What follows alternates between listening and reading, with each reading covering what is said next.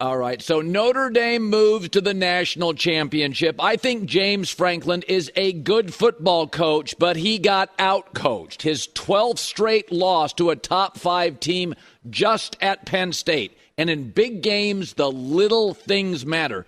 There was a million excuses for Notre Dame. First of all, they had 2 balls intercepted. They were both taken away on penalties. One of them, the worst calls I've ever seen in a huge game.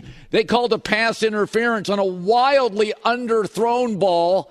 And again, both picks that I'm showing you here got called back. Their quarterback got hurt in the first half. People thought he was concussed. Their running backs playing at about 50, 60%. They've got injuries all over their offensive line. They fell behind. Yet, they were amazing on third down. They had very few penalties. They had very specific plans on their final drive. And in every big third down or every big down defensively, they were completely buttoned up. Marcus Freeman, to me, feels like you're watching the college version of Sean McVay. The energy, the presence, the intensity, the way his team believes in him. He's like the classic player coach. Like you almost wonder if they could use him at like safety. He's got that physical presence and the players love him. And this team lost to Northern Illinois at home. And you got to remember about Marcus Freeman. I'll get to this in a bit. But this guy, his first home game when he got the job when he was 35, he lost to Marshall. What they have done at Notre Dame is a direct correlation and reflection on Marcus Freeman. This guy is a rock star. They're all banged up.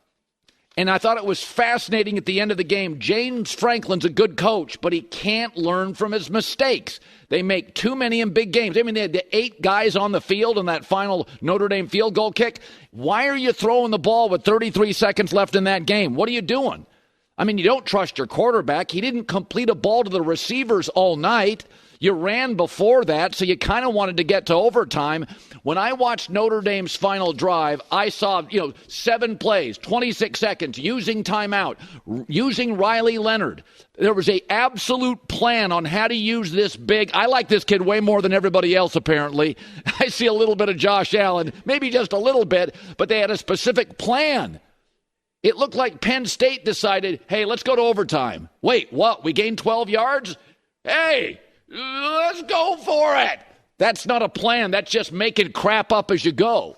So I thought, and again, I'm not anti-James Franklin, but what you saw was a specific, buttoned-up, smart team. Injuries O-line, injuries running back. We thought the quarterback was concussed. 2 picks taken away, 1 in an egregious call. If Notre Dame would have lost, you'd literally, as a Notre Dame fan, be like, man, we couldn't get a break. We're falling apart here physically.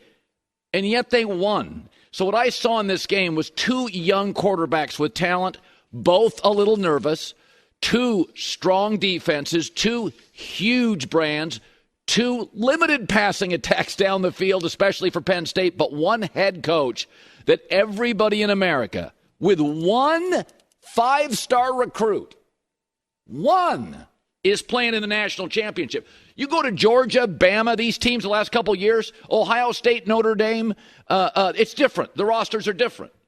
Texas, Notre Dame, the rosters are different. How is Notre Dame here? They're here because of the coach. And why did Penn State lose? Here's their coach. Everybody wants to pick out a specific play. There's probably 8 to 12 plays in that game that if we could have found a way to make a few more plays in that game, I mean, we're that close, right? It's a game of inches. No, it's a game of decisions. And there was 1 play. Go watch the final drives. Penn State should not have thrown that ball. They had not completed a pass to receivers. You could tell they really didn't trust their quarterback a lot. That's a long way to go against an excellent secondary and a very well-coached team. That was making it up as you go. And I want to talk about Marcus Freeman here because, first of all, Notre Dame is doing it the right way. When he took over for Brian Kelly, I was like, he's a great recruiter, but he's 35. He's a defensive coach. I'm not sure if this is going to work. They went 9-4, 10-3, 14-1, and now he is 5-1 in bowl games. But what's more redeeming about it, in my opinion, He went 0-3 to start, and he lost his first game at home at Notre Dame to Marshall. Right. Think about that. And this year they lost to Northern Illinois. And this is a great life lesson for young people and young coaches and young athletes. I've said this about Michael Jordan. I mean, Michael Jordan struggled with his owner, his GM, Dennis Rodman, his first couple of coaches, the Pistons, the Celtics. Life is hard. You got to believe in yourself. And if you believe in yourself, young people around you will believe in you. We talk about this all the time about players developing. What you have watched with Marcus Freeman is a young coach developing. He probably wasn't quite ready to be Notre Dame's coach the first 2 months he got the job. 35-year-old coach. That's not just a job. Notre Dame's got academic umbrellas. It's a really tough job. I mean, Brian Kelly was successful into Notre Dame. And Brian Kelly stumbled a lot in his first several years, and he'd been a successful coach previously. This is Marcus Freeman's first job. Your first head coaching job is Notre Dame? You know how many guys have failed at Notre Dame that have previous winning experience? And I don't think he probably was quite ready in the first few weeks. But I'm watching a rock star here. I see Sean McVay. That's exactly what I see. Chest out, big energy, talking to the refs, motivating players. Notre Dame had every reason to lose last night. And I'm telling you, that pass interference call that took away the interception in the end zone was awful. You can't call PI if a ball is wildly overthrown or wildly underthrown. You can't call that. Here's Marcus after. But these guys are resilient, and they found a way to make a play when it mattered the most. And that's what, again, is to me, what great teams, great organizations, they're able to, at that moment that they need to do their job or make a play, they do it. And the last play doesn't matter. There's unpredictable things that happen all the time, and they find a way to make it work. Just to give you more context, it is harder to get into Notre Dame.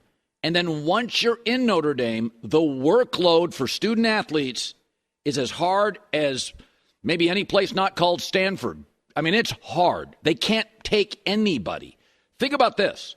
Texas is going to play for the right to go to the national championship tonight. They have 11 five-star athletes. Ohio State's playing Texas. They have 14. Okay, Georgia just got beat by Notre Dame. They had 14 five-star recruits. Notre Dame's got one. It is virtually unheard of to be playing for a national championship with one elite five-star recruit. And this program also, in this world of the transfer portal and NIL, players don't transfer out of Notre Dame. They go in, they buy in, they stay in. That was a coaching masterpiece last night on a game where you got banged-up players and bad calls, and you're playing a good team. And I mean, I watched that game. I'm not so sure Penn State doesn't have more good players. I mean, I watched it last night. I'm like, halfway through that game, I'm like, I think I picked the wrong team. I think Penn State's got better players. I mean, that Carter kid, you can't block him. That tight end, I mean, that kid's insane. They got him throwing passes. Coaching, rock star, Marcus Freeman. J-Mac, that is what college football is all about. It was flawed. It had warts. It had pimples. It had everything. It had emotion. I had fun watching Marcus Freeman, you're